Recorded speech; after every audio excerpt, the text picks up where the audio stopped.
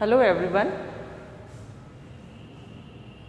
In this video, we'll continue Chapter 3 Nazism and Rise of Hitler.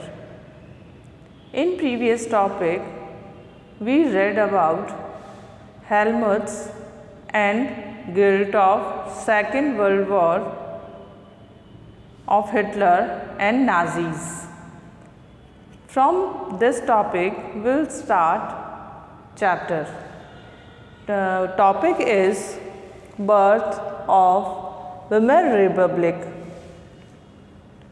First world war के बाद क्या हुआ था ये हम इसमें पढ़ेंगे।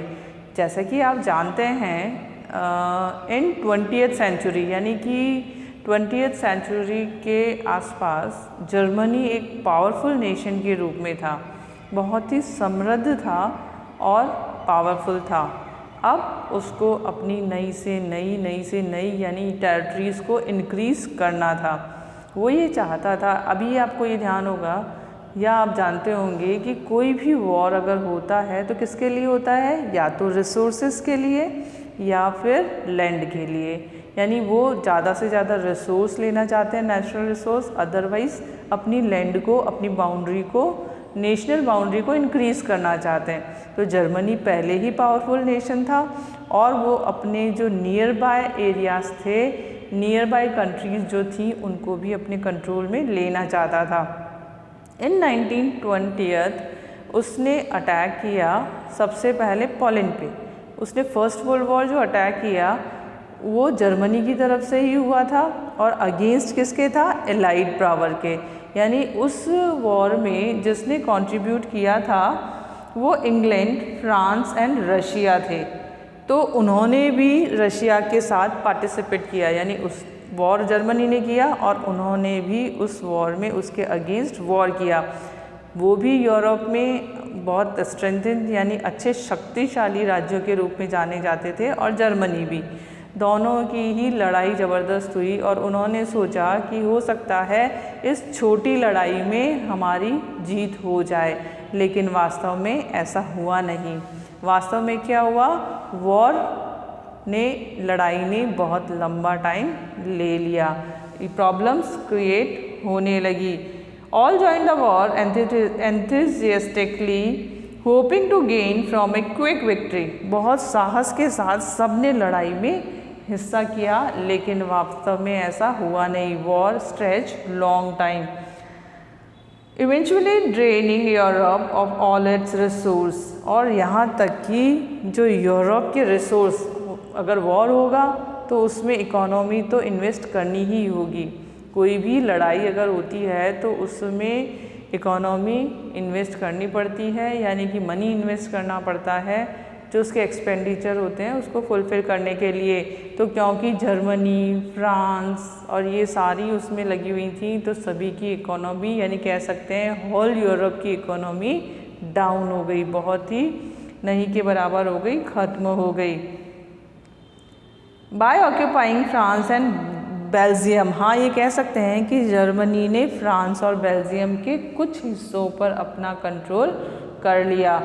उसके अलावा allies strengthened by the US entire in the 1917 won defeating Germany at the Central Powers in November 1918। in the year 1917 यानी कि अमेरिका ने, यूनाइटेड स्टेट ऑफ अमेरिका ने हालांकि उसमें इंटरफेयर तब तक नहीं किया था, तब तक कि उसे किसी ने छेड़ा नहीं था। जब उस पे अटैक किया गया तो यूनाइटेड स्टेट ऑफ अमेरिका ने 1917 में after the war strengthen with the US entry in the war 1970, वो लड़ाई किसने जीत ली, वॉन एलाइड पावर, यानी कि जर्मनी हार गया और एलाइड पावर ने उसमें विक्ट्री ले ली। तो ये कौन सा वॉर था, ये फर्स्ट वर्ल्ड वॉर था जिसमें कि जर्मनी हार गया था और एलाइड पावर ने विक्ट्री ली थी। अब हम इससे आगे का पढ़ेंगे कि जर्मनी के इकोनॉमी डाउन हो चुकी है। आपको ये ध्यान रखना है कि चाहे वो फ्रांस, रशिया, जर्मनी, जापान किसी की भी हो, इकोनॉमी वॉर में सबकी डाउन हो चुकी है, रिसोर्स डिप्लीट हो चुके हैं, बहुत ज़्यादा डिस्ट्रैक्शन हुआ। और इसका जो रीज़न था वो क्या था? वॉर था, war of first world war. First world war होने की वजह से ये सब कुछ अब खात्मे की तरफ था। Abdication of German emperor and setting up of national assembly. अभी क्या हुआ कि जो जर्मन एम्परर थे उन्होंने अपना पद यानी अपनी जो गद्दी थी, राजगद्दी, उसको छोड़ दी और एक नई असेंबली बनाई गई, नेशनल असेंबली। बस कहा जा सकता है कि वेमर रिपब्लिक का सेटलमेंट या एस्टैब्लिशमेंट बर्थ वहीं से शुरू हुआ, क्योंकि जर्मनी हार चुका था, उसका सब कुछ खत्म हो चुका था। अब सब किसके हाथ में आ गया था? एलाइड पावर के हाथ में सब कुछ आ चुका था। उन्होंने नए सिरे से federal form of government elect की, तो उसमें उन्होंने नेशनल असेंबली को क्रिएट किया। The emperor gave opportunity to parliamentary parties to reset German polity. A national assembly met a Weimar and established a democratic constitution with a federal structure. मतलब उनको आज्ञा दी गई कि आप अपने स्तर पे एक चुनी हुई सरकार को बना सकते हैं। वो गवर्नमेंट जो कि किंग रूल के अंडर में ना हो, वो गवर्नमेंट जो कि इलेक्टेड गवर्नमेंट हो, और उसमें लोगों को राइट टू वोट दिया गया। National assembly election based on universal adult franchise, यानी कि सभी को वोट देने के अधिकार के साथ नई सरकार चुनी गई। अब उस नई सरकार में क्या हुआ? उस नई गवर्नमेंट में, फेडरल फॉर्म ऑफ गवर्नमेंट में जितने भी मिनिस्टर्स थे वो सारे न्यू मिनिस्टर्स थे, यानी सारा सेटलमेंट अब चेंज हो चुका था। किंग रूल खत्म हो चुका था, उसको अबॉलिश कर दिया गया था और नई गवर्नमेंट सेटअप कर दी गई थी। उस नई गवर्नमेंट के बनने के बाद deputies were not elected to the German parliament or Reichstag in the basis of equal and universal vote cast.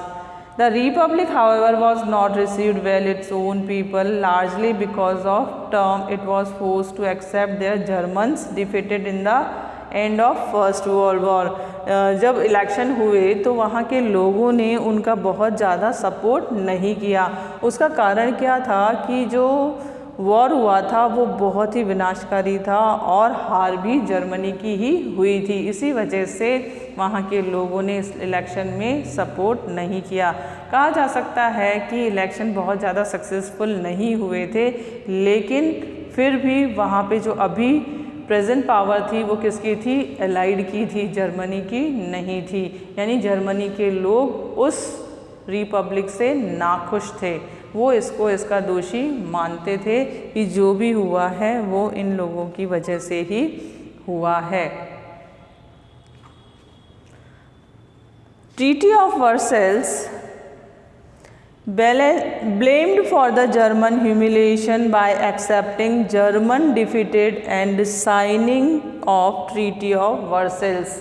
अब जर्मनी और एलाइड पावर के बीच में एक ट्रीटी क्या होती है? समझौता होता है। क्यों समझौता क्यों होता है? क्योंकि जितनी भी गलतियां थी वो जर्मनी के ऊपर ठहराई गई कि तुम्हारी वजह से ही इकोनॉमी लॉस हुई है और इस लॉस को ही तुम्हें ओवरकम करना होगा। तो इस ह्यूमिलिएशन यानी घोर अमानवीय कृत्य के लिए जर्मनी को दोषी ठहराया गया। Versailles with the allies was harsh and humiliating peace, जो कि वास्तव में ये जो ट्रीटी ऑफ वर्सेल्स थी, समझौता था, वो वास्तव में बहुत ही अमानवीय और कठोर जिसको बोल सकते हैं। किसके लिए था अमानवीय और कठोर? पीपल फॉर जर्मनी, यानी जर्मनी के लोगों के लिए ये बहुत ही कठोर नीतियाँ थी। क्यों थी? क्योंकि जर्मनी को इसमें अपनी बहुत सारी कॉलोनीज़ को, यानी कि lost its overseas colonies, 1/10 of its population, लगभग 1/10 ऑफ पॉपुलेशन, और इसके अलावा पॉपुलेशन के अलावा 13% ऑफ टेरिटरीज यानी अपनी जो जगह थी, 75% of its iron and 26% of its coal किसको दे देना पड़ा था? फ्रांस को, पोलैंड को, डेनमार्क एंड लिथुनिया को दे देना पड़ा था। Allied power demilitarize Germany to weakens its power, और इसके अलावा कंट्रोल करने के बाद, ट्रीटी हो जाने के बाद अलाइड पावर ने क्या किया कि जो जर्मनी की मिलिट्री थी, सेना जो थी ना, बची हुई सेना, उसको भी उन्होंने डीमिलिटराइज कर दिया था, यानी उस सेना को भी उन्होंने तीतर बेतर या भंग कर दिया था, ख़त्म कर दिया था, ताकि कहीं वो वापस इकट्ठे या एक साथ होके कुछ वॉर के लिए न सोचने लगे। The war and damage the all countries suffered. Germany was forced to pay compensation amounting of $6 billion. 6 billion देने के लिए उसे आदेश दिया गया कि जितना भी नुकसान हुआ है सब जर्मनी की वजह से ही हुआ है। Allied आर्मीज also occupied the resource of Rhineland. Rhineland एक रिसोर्सफुल प्लेस है जर्मनी में, जिसके ऊपर भी लंबे टाइम तक, यानी कि लगभग कह सकते हैं कि वर्ल्ड वॉर सेकेंड आने से कुछ सालों पहले तक जो एलाइड पावर थी उनका कंट्रोल था, यानी वहाँ के रिसोर्स भी वो देश यूज़ करते थे, जर्मनी को यूज़ नहीं करने देते थे। तो ये सारे नुकसान की भरपाई जर्मनी को फर्स्ट वर्ल्ड वॉर के एवज़ में करनी पड़ी थी, यानी बहुत खासा नुकसान जर्मन गवर्नमेंट यानी किंग को भी हुआ था और साथ ही साथ वहाँ के लोगों को भी भरना पड़ा था। अब इसी वजह से लोग क्या मानते थे, वहाँ के जो कॉमन सिटीजन्स थे वो मानते थे कि इस first world war and power of allied, यानी एलाइड ने जो इनके साथ ट्रीटी की उसकी वजह से ही हमें इतना ख़राब जीवन जीना पड़ा, यानी उनकी इकोनॉमी ओवरकम ही नहीं हो पाई, उन्हें गरीबी देखनी पड़ी। और इसका सारा जिम्मेदार किसे ठहराया गया? एलाइड पावर से, यानी उनके मन में कह सकते हैं कि बहुत ही घृणा हो गई उन राष्ट्रों के प्रति। तो इससे German held the new Weimar Republic responsible for not only the defeat in the war but the disgrace at Versailles. इस अपमानजनक समझौते के लिए भी जर्मन्स ने इस वेमर रिपब्लिक को ही दोषी ठहराया।